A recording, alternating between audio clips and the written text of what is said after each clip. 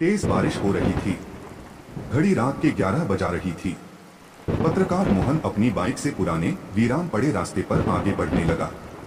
यह रास्ता उसे कालपुर गांव तक ले जाने वाला था, एक ऐसा गांव जिसके बारे में कहा जाता था कि वहां जो भी गया कभी लौटकर नहीं आया। गांव में घुसते ही उसे महसूस हुआ कि यहाँ कुछ असामान्य है। किसी भी घर में दिया या लाइट नहीं जल रही थी। दूर मंदिर की घंटियां अपने आप बज रही थीं। गलियों में कोई इंसान नजर नहीं आ रहा था।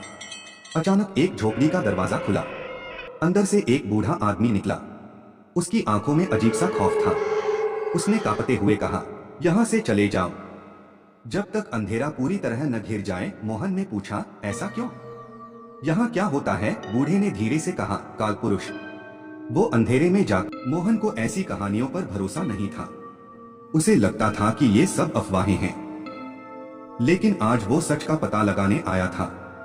गांव का अजीब माहौल जैसे ही वो गांव की सीमा पार करता है, ठंडी हवा का एक तेज झोंका उसे महसूस होता है।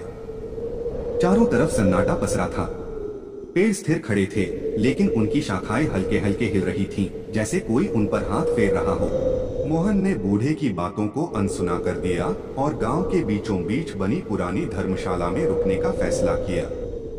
जैसे ही रात के 12 बजे अचानक हवाएं तेज हो गईं।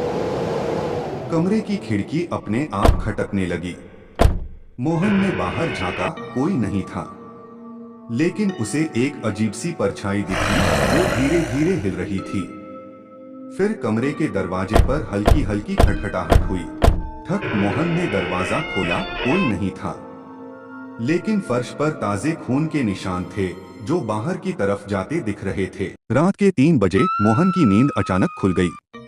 कमरे में सन्नाटा था, लेकिन उसे ऐसा महसूस हुआ कि कोई उसके पीछे खड़ा है। धीरे धीरे एक काली परछाई उसके सामने उभरने लगी। वो आकृति लंबी थी, उसके शरीर से काला धुआं निकल रहा था। आंखें बिल्कुल गहरी काली, जैसे उनमें कोई रोशनी ही न हो। मोहन ने कंपकंपाती आवाज में पूछा, तुम कौन हो? वो आकृति धीरे से आगे बढ़ी और एक डरावनी गहरी आवाज में बोली, तुम्हें यहाँ नहीं आना चाहिए था।